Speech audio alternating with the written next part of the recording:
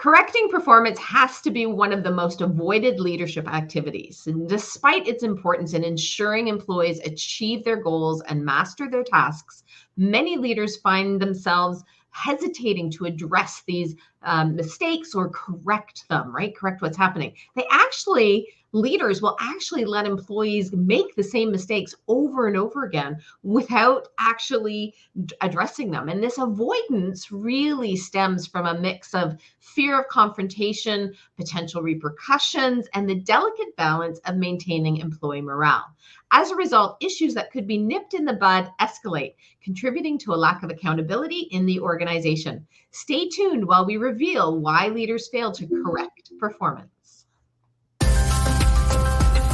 Welcome to Dismantling Dysfunction, a podcast series for anyone who is ready to eliminate the dysfunction they experience in their organizations, leaders, or relationships. Each week, we explore common dysfunctions in organizations, delving into the systemic causes behind them, and giving you the exact tools and practical tips you need to dismantle them. Now, here are your hosts, organizational development and behavioral change experts, Dr. Anne Dranitsaris and Heather Dranitsaris-Hilliard. Hello, everyone, and welcome to today's episode as we continue our series on accountability, a favorite conversation of Anne's and mine. And we are tackling this widespread issue in organizations of it's dysfunction. It is a lack of accountability is a dysfunction that exists in organizations today, many organizations. And we've been doing a deep dive in the last couple of episodes, really looking at the myths and misconceptions about accountability that really cause leaders to contribute to this dysfunction. And the last time in our last episode, if you haven't had a chance to catch it, we explored how leaders themselves contribute to the dysfunction by failing to define and direct performance. We also shed light on how leaders' fears and entrenched beliefs can be big stumbling blocks, preventing them from actually articulating clear expectations to their employees. Now, today we're moving into that next stage of the accountability cycle where we are going to be exploring the reasons why leaders avoid correcting performance and the importance of not skipping this critical accountability action when managing for alignment. Now, before we continue, make sure to hit that subscribe button. If you're catching this on YouTube, turn on the notification bell to make sure that you're staying up to date with our latest leadership videos. If you're catching this on a podcast, remember to subscribe as well so you don't miss out. And we always appreciate your feedback, your ratings. Give us a thumbs up or give us a few stars there if you find the content valuable. Now, let's explore some more around the epidemic of a lack of accountability in organizations. Hey, everyone. And just following from your introduction, Heather, made me think that anyone who has ever coached any type of performance would agree you just can't give instructions or tell someone how to do something and expect them to do it perfectly right out of the gate. Yet this is what so many leaders are doing these days. They leave their people hanging after giving them expectations, believing that they're empowering them. But that's not empowerment, that's abandonment. Leaders have to stay in the performance game to develop a winning team. Think about that, because it is a type of sport when you think of performance. Any type of performance requires the same sort of coaching along the way. And it means regularly providing essential accountability action of correcting and giving performance feedback. Because how can we expect our employees to stay on track and achieve their goals if we keep letting them do things wrong? Yeah, and I think this is a really important distinction, right? When we talk about performance correction, because Anne, you mentioned coaching, and I think a lot of leaders along the way and with some of the stuff that's been written have taken coaching as this sort of hands-off thing, right? And this is why we use the word correcting, because it is so prevalent for leaders to delegate tasks and then just leave employees to navigate the complexities, right? And it's sort of a sink or swim approach. And some of you out there in our audience, I'm sure, are familiar with this one. You've probably experienced leaders yourself who use this particular style of leading. But it's far from conducive to nurturing employees, to developing our employees. And it really does create an environment in which people feel unsupported. And somewhere along the way, leaders started to build this idea that somehow correcting performance, which is a core aspect of coaching, isn't something that they should be doing. And the lack of correction, that lack of redirection, even sometimes as we manage for alignment, does lead to a lack of motivation. It leads to underperformance in today's context. It can also contribute to quiet quitting. It's kind of like casting a child into the pool and blindly expecting them just to be able to swim, right? And leaders who assume that because employees are intelligent, that they don't need coaching, they don't need feedback, they don't need correction or redirection, it really sets both the employee and the leader up for failure. So again, it's alarming. It's just really alarming, the number of leaders that operate under this notion that mere instruction will naturally translate to execution.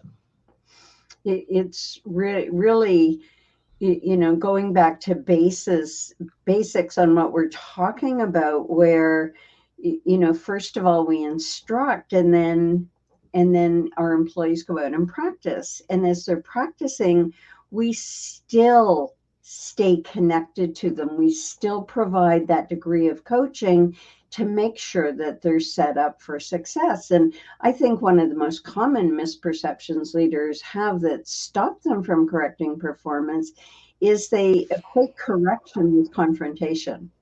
And this is what they hesitate to do. When they think like this, they hesitate to address misalignments or mistakes, fearing their feedback might be perceived as an attack or as criticism.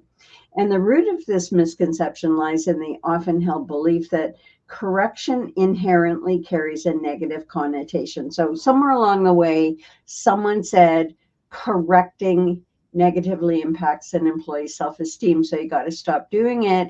And then everyone jumped on that bandwagon without even questioning this notion. Because if you're doing something wrong, if I'm doing something wrong, please tell me. Don't let me keep going and keep doing it.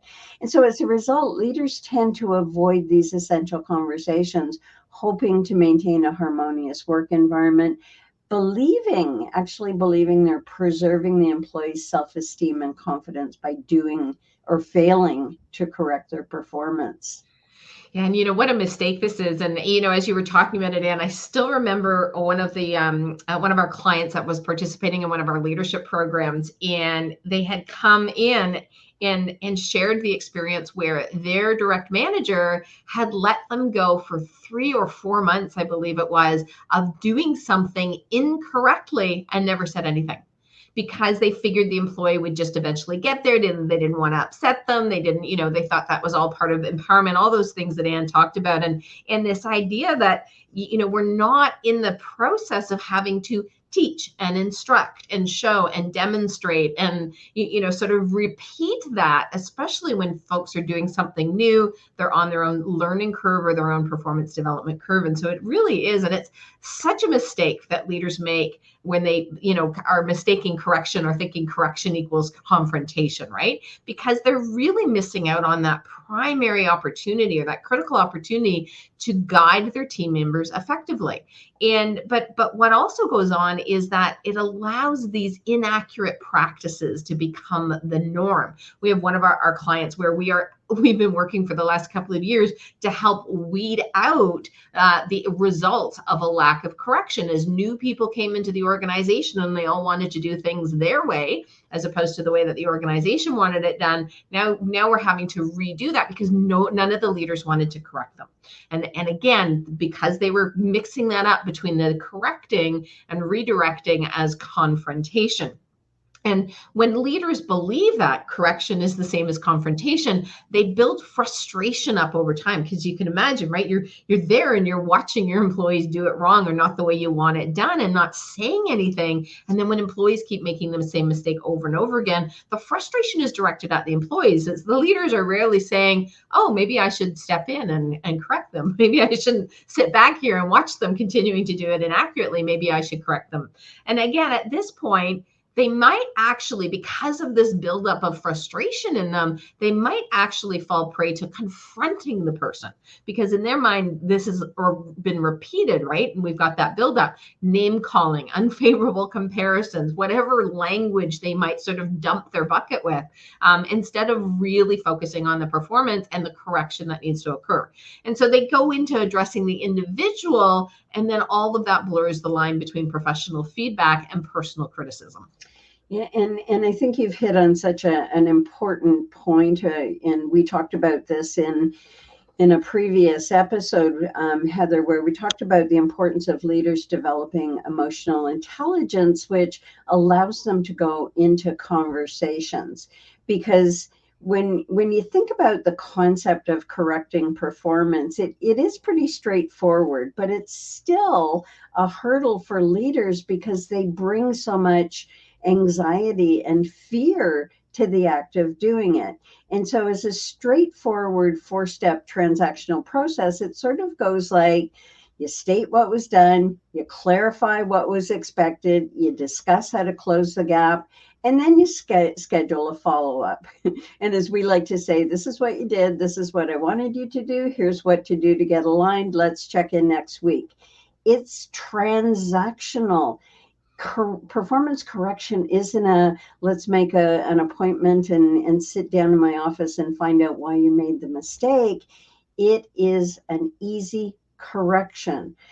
But whether leaders fail to hold employees accountable or correct them because of a lack of training or inexperience or fear of a negative outcome, if they build it up the way you were talking about, Heather, and I like that, they dump their bucket and they say things like, what are you doing that for? Or that's not what I asked you to do, often infusing the message with so much emotion that the emotional reaction is louder than what they're saying to the employee. Yeah, and I think in those instances, right, as you were, expressing those things that come out, it's like we end up shaming the employee, and that's never the intent when we're talking about correction. And I remember this too, even when when my daughter was in school, and the way sometimes that she would be corrected when she was trying to learn something from her teachers, it was that kind of shaming, because the teachers were just assuming, I told you what to do, you should magically be able to do it and get it right. And the fact that you didn't, there's something wrong with you, right? And that's what comes across when we've got leaders, when we've got teachers who are lacking that emotional intelligence, and they're making it about them as opposed to, what do I need to do so this person can actually be doing this correctly? And, most of us have probably had a manager say exactly that to us. And, part of that too, I still think, and again, as you were talking about it, when we have leaders that are not really effective at the defining and directing, which is what we talked about in the last episode too, when you go into correct, part of it is you are redirecting, which means you have to have the ability to take that leadership action, which is to direct them with enough enough detail and enough clarification that the person can actually do it correctly or do it right or get it right. And so if you're not comfortable with giving the direction and drawing some of those lines in the sand, so to speak, then it's also harder to move into the correction. And so many leaders, they go the opposite way and they just don't say anything at all. And I'll admit that I've been guilty of this a time or two over the course of my career. It's like, because it feels like it's going to be so much when, now, as you pointed out from that transaction perspective, I just love that example, right? Because it's so specific and so clear what it is that you need to do. But the leader's hesitation to say anything can stem from a number of concerns, right? How is the course correction going to be received? What's the impact going to be on the relationship? Is there some sort of retaliation? And I have leaders, and we both worked with leaders where they are so afraid of emotionality in their employees that they will do whatever it is they can to avoid creating any circumstances where someone might get upset, however it gets expressed, right? And so again, leaders not being aware of what's actually going on with them and how that's causing them to avoid the situation. Could also be a lack of confidence, a lack of training for sure, really not understanding, how to do it in that more transactional way. Could be experience, just a lack of experience of initiating, right? So it just feels like this big thing to do something and say something the first time, right? And so leaders don't do it essentially to save face, right? They don't want to feel incompetent in any way. They don't want to not have it come across in the way that they want to be seen. And so they do it. They avoid the correction to save face. And some leaders use what we call magical thinking. They just hope that this misaligned performance will resolve itself. I remember working with a client when I first started working with them. They had an employee who for the last 9 years, they claimed they'd been correcting his performance. 9 years. Magical thinking, right, is like because they really weren't correcting the performance. And so they saw no change in the behavior, because when you actually go in and correct it, behavior does change. So magical thinking means I'll just sit back and they'll figure it out. They'll find their way. It'll get resolved, or I'll tell them that it wasn't quite what I wanted, and then they'll figure it out. And this passive approach, rarely, practically never works. The employee really is not receiving the information they need to take action. And that's the most important thing with corrective feedback. It leads to a change in action that gets you closer to the result you want. And I know you gave an example earlier, Heather, but as you were talking, another client example came to mind about this. And just that what you said earlier too about we end up inadvertently shaming our employees when we try and spare them any type of embarrassment that comes with correcting performance. And, a coaching client of ours, a CEO of a tech startup, he noticed that the senior software developer was implementing a crucial module using an outdated method, and fearing that he would embarrass his direct report if he corrected his mistake. And using magical thinking, he hoped that the developer would actually catch the error on his own. And so our client remained silent. And then, during a team meeting, of course, a peer pointed out it was the developer's error that had led to an unexpected systems crash. And of course, now the employee's humiliated and frustrated and went and confronted our client, expressing anger over not being informed earlier and the embarrassment of learning about the mistake in such a public manner. And that's it. It's the result of making the mistake will show up somewhere, and humiliation will come at that time. And it's usually in a public fashion, and people don't recover from that easily because it was something that could have been averted. Yeah, and if we talk so much these days about the importance of psychological safety, and in the work environment, we talk about, sort of how we support our employees to really be engaged and healthy in the workplace. And this kind of behavior, again, the leader, often they think they're doing the right thing. They think they're empowering the person. There's all kinds of stories they tell themselves to justify not actually going and doing and correcting it. But as Anne pointed out, like that, that embarrassment, and for everyone, right? It's even this discomfort for anyone that was sitting in the room to experience that in what it does to them as they go to perform their role, and how it it chips away, right? We talk about that being in those kinds of environments. The employees, when they're not getting the kind of correction that they need, it actually increases their insecurity and lowers their confidence versus the reverse, which a lot of leaders will think about. But this type of avoidance is so very, very common. And I bet those of you who are in our audience probably have your own stories you could be sharing about this, your own experiences of where leaders have avoided. And we've seen this at the CEO level all the way through. Like, this is not just kind of mid-level difficulty. We've got CEOs who will not correct the performance of their direct reports. They will complain about it to others, but they will not correct it. And again, I guess some of you might be surprised, but despite being, in the case in the example that Anne was giving there, right? It's like we provide that coaching on how to provide correction, but and when we said, well, why didn't you do it? Like, you knew what you needed to do. You knew how to do it. You had everything, all those tools there, and still he chose to do nothing. And his reasoning in his mind was that he was really, really attached to being everybody's buddy.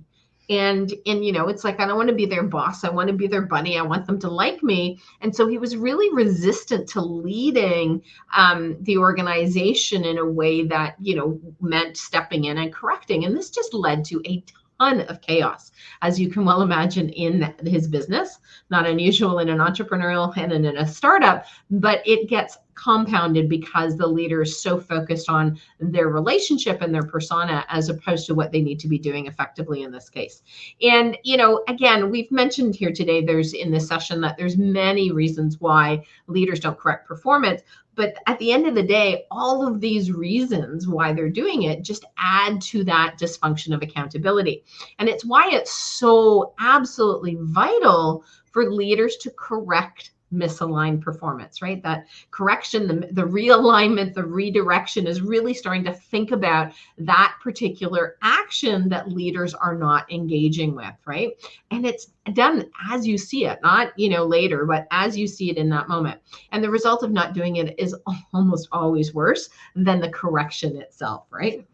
Truly. I think most employees appreciate performance correction because they really do want to get it right. And let's face it, a little temporary emotional discomfort for the sake of performance mastery, I'm all over that. I think most people would be, and we don't have to like the correction, but getting it right and being aligned is the end goal, not to make everybody happy.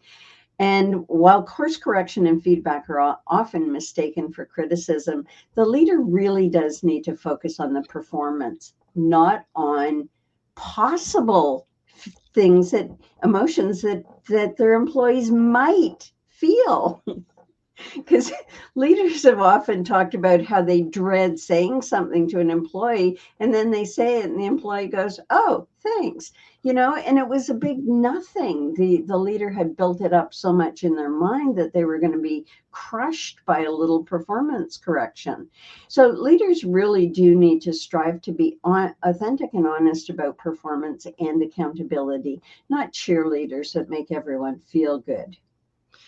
Yeah, and we always say that when we've got a leader who's avoiding potential possible maybe might happen emotional reactions of their people, that is indicative of a lack of emotional intelligence in that leader. And of course, fundamental to everything we're talking about here around accountability is that need to develop up their emotional intelligence to move them out of the behavior, right? Out of avoiding taking the actions that they need to take. So we always have to work on both of these. You have to, give them the action to do, but also developing up what it is they need so that they have that ability to manage those fears and manage that avoidance that they go into so they actually persevere. Now, all of what we've been talking about here, of course, is backed up by a survey in Harvard Business Review that reports many leaders often hesitate to give corrective feedback because they fear damaging the employee relationship. I wonder if they do the same thing in their relationships at home, right?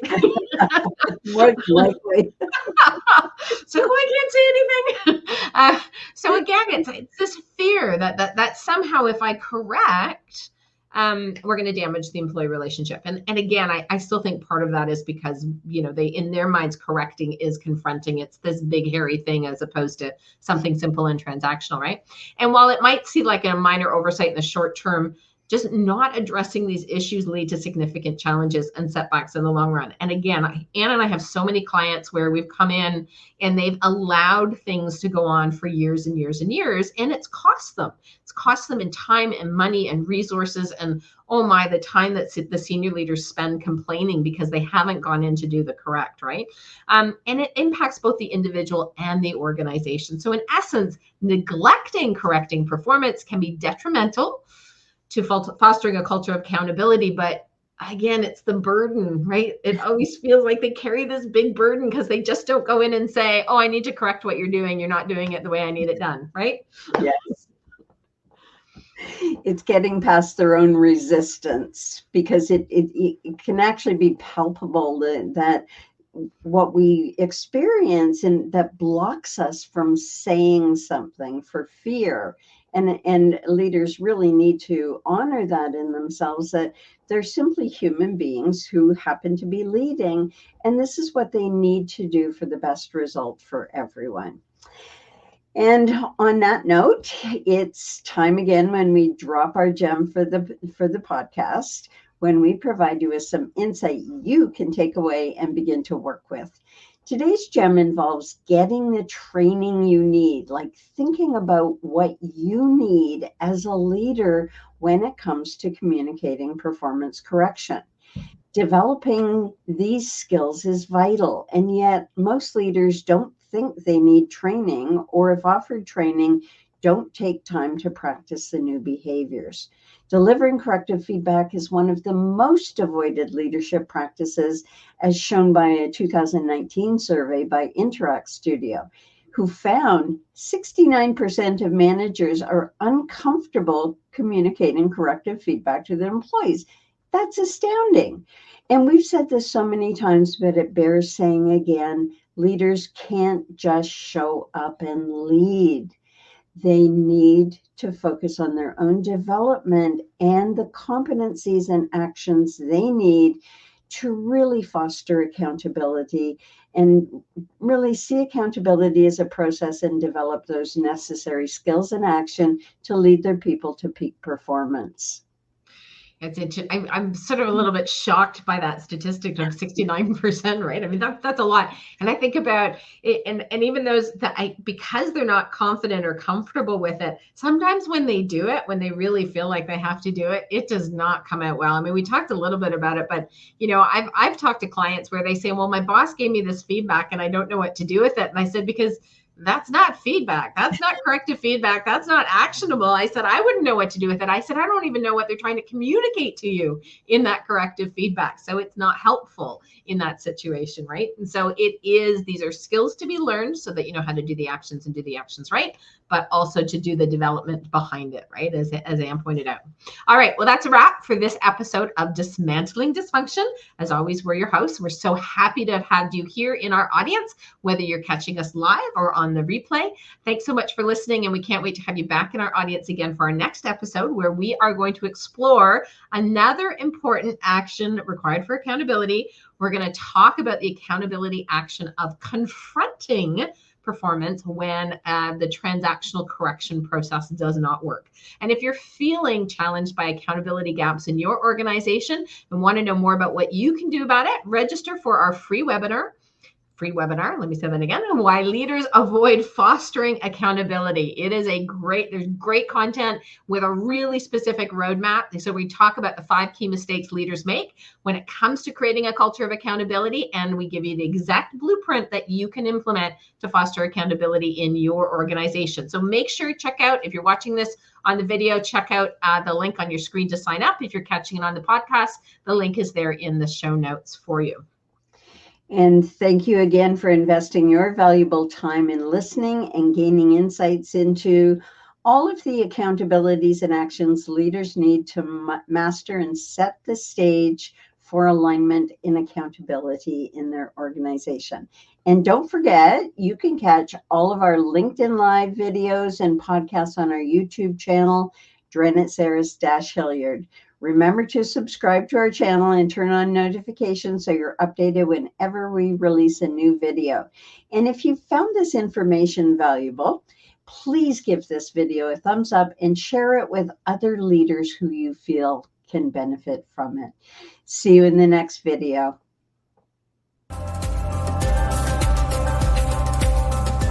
Thank you for listening to the Dismantling Dysfunction podcast with Dr. Anne Dranitsaris and Heather Dranitsaris-Hilliard, organizational development and behavioral change experts. Be sure to subscribe to get more practical insights and focused tools to help you dismantle dysfunction in your organizations, leaders, or relationships. For more information, visit dismantlingdysfunction.com.